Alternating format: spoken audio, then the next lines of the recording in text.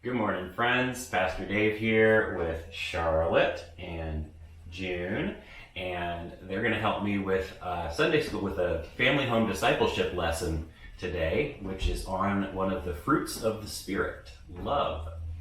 And we're going to start out with a little taste test.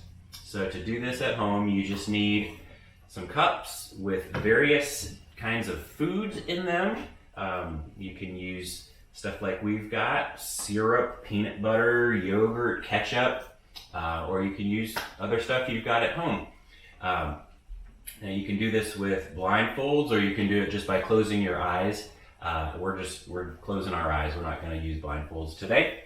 But what we're going to do is each of the girls is going to close her eyes, and the other girl is going to hand her a cup and see if we can figure out what we're tasting. Okay, so Charlotte, are you ready? Close your eyes. And June, can you pick a cup for her? Okay. Pick one I like. All right. So she's got a cup here. You're going to stick your toothpick in and take a little taste. I can't see. There you go.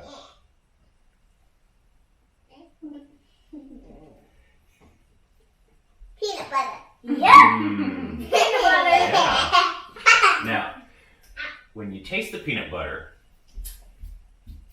does it remind you of anyone? You. It does? Okay. All right. Now, June, you can close your eyes, and Charlotte, you pick a cup for her. June, here's your toothpick. Ow. Oops, sorry. Close your eyes.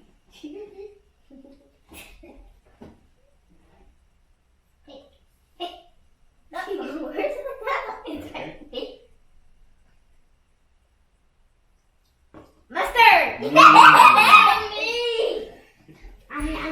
Yummy So, mustard. June, does the mustard remind you of anybody? A mustard head. A mustard head? That's silly. All right, sorry. Next up, close your eyes, and June, what are we going to pick for her?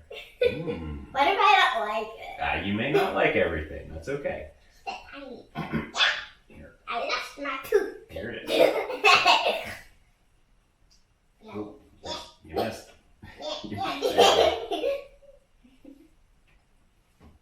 Syrup. Yep. Yeah? What does it remind you of? The syrup head. I thought you might say Papa Norm because he makes pancakes all the time. All right. Another toothpick for June. And close your eyes and let's see. What are we going to pick? Ready. Okay. And what is it? Ketchup. What's ketchup remind you of? Ketchup head. You girls, you're so silly. All All right. Let's do, Charlotte, we're going to do another one. Close your eyes. Ready. Close your eyes. Now I'm ready. And toothpick. And what did we get? What do you think? She may not have had that. Is it sour cream? Sour cream. Yeah. All right. What does that remind you of? Chicken soup. Yeah, because we put that on Mom's chicken soup, huh? I need more toothpicks. Okay, one more for June. Yeah, you don't get any more toothpicks. Toothpicks. And let's see, what's Charlotte gonna pick?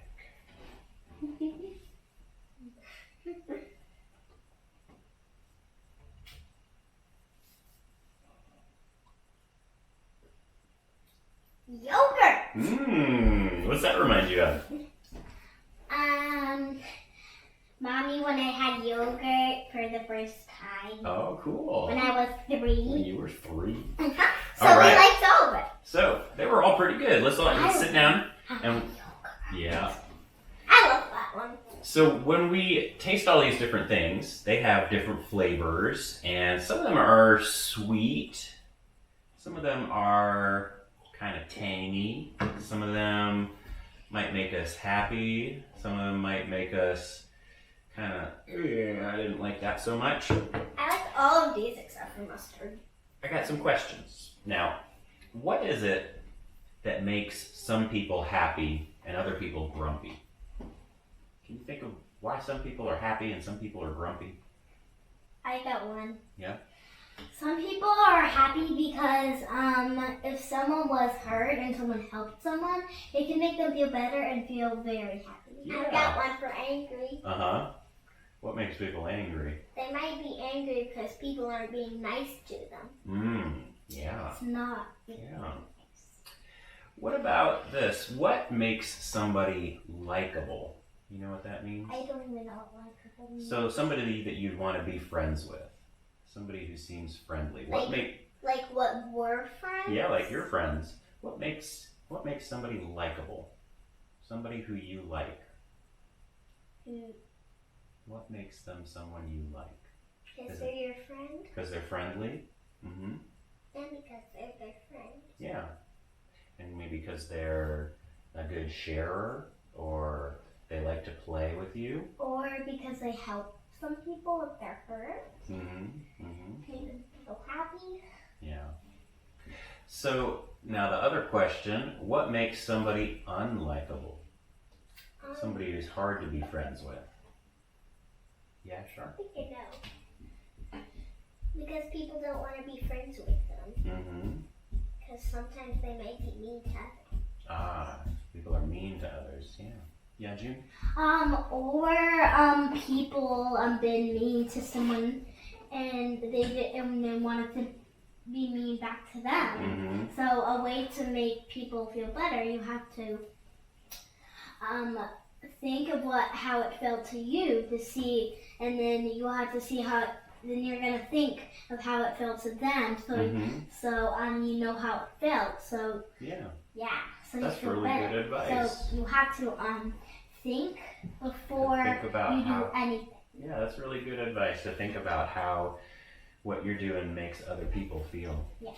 So some people are likable, they're easy to make friends with. Yes. And some people are not so likable. Today we're going to hear a Bible story about somebody who maybe was harder to make friends with. Maybe not a lot of people liked her very much. Sometimes we have days when we are feeling friendly and likable, and sometimes we have days when we're feeling crummy and grumpy and hard to be friends with. But this woman, I think, probably had been for a long time very grumpy, in a bad mood, and not easy to make friends with.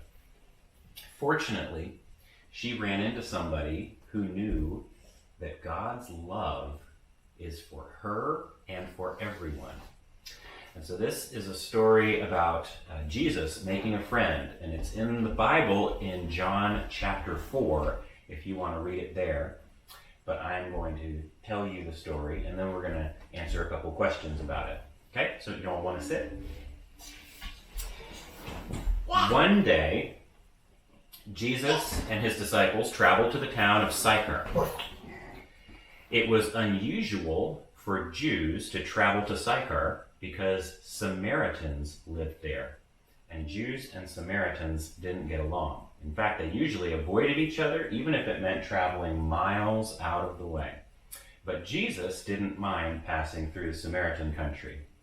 Jesus' disciples went into town to find something to eat while Jesus rested by a well at the outskirts of town. And before long, a woman came to the well to get some water.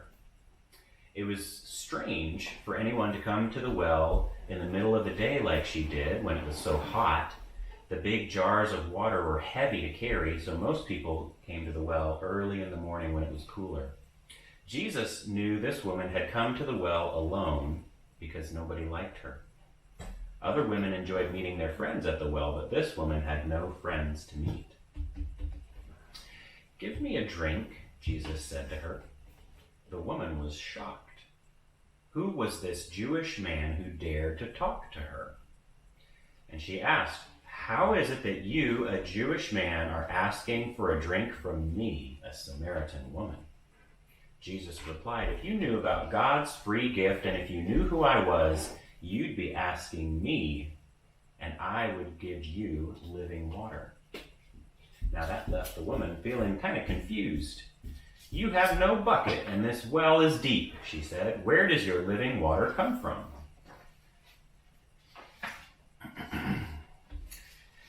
Well, Jesus gave her another confusing answer. "Everyone who drinks this water will be thirsty again, but whoever drinks the living water I give will never be thirsty again. The water I give will become a well of water within her, springing up to eternal life." Now Jesus really had the woman's attention. "Sir," she said, "give me this water." Jesus replied, "First go and bring your husband." And the woman was embarrassed. "I have no husband," she answered.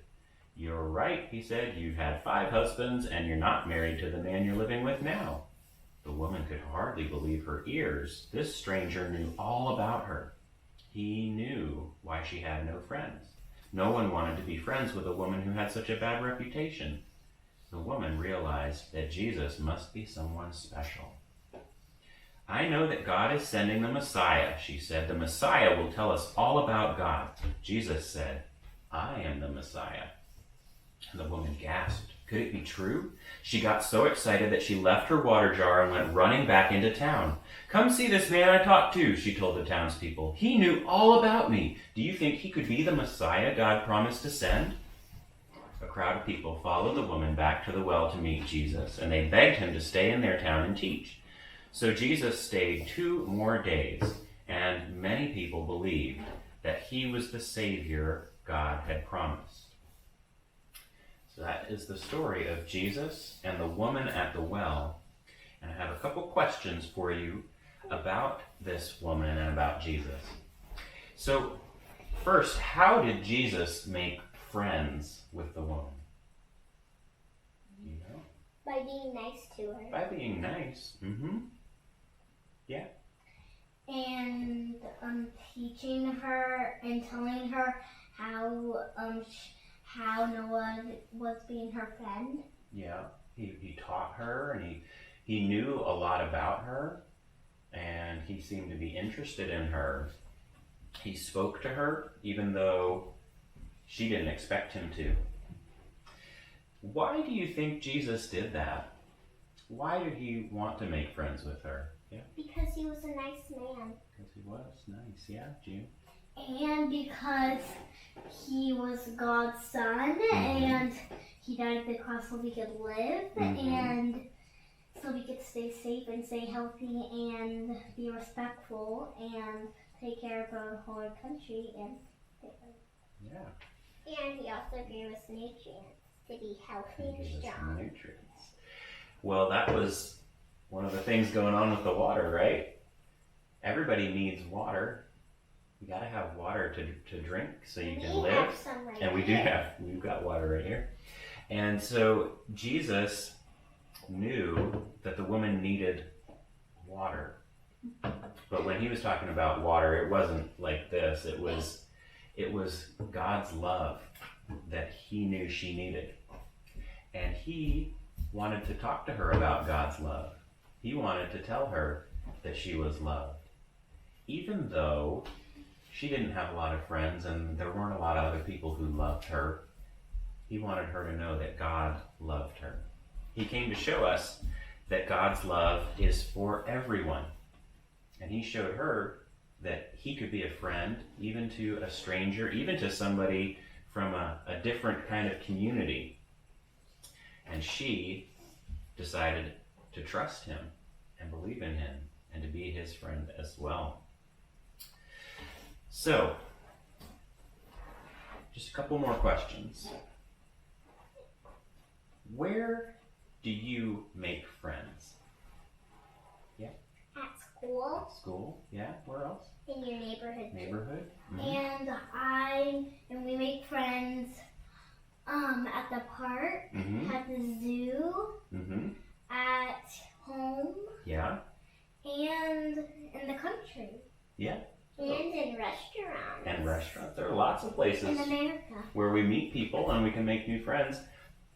Have you ever made friends with somebody who didn't seem friendly at first? Maybe somebody the first time you met them, you weren't sure that you wanted to be their friend. Have you ever made friends with someone like that? Yeah? let me ask you this. Why would we try to make friends with people who aren't very friendly to us? Yeah, June?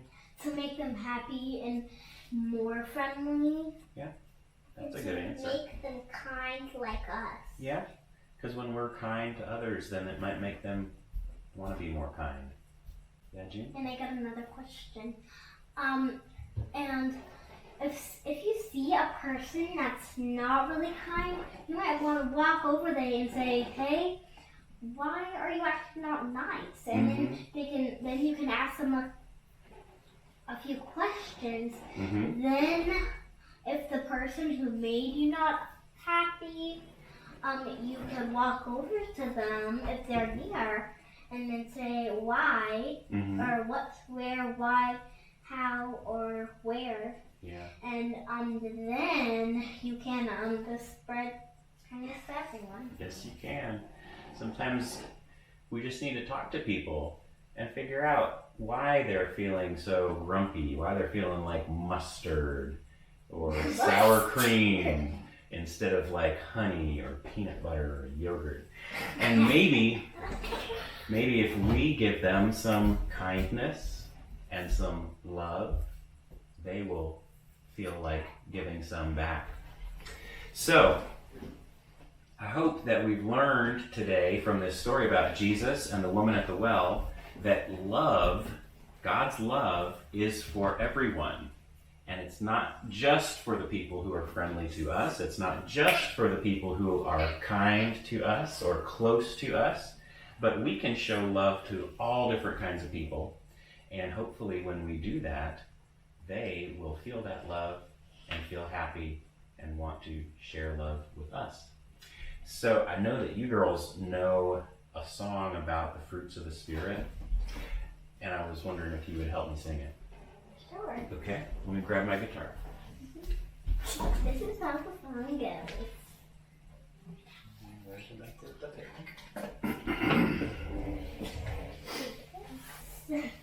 Let's sit.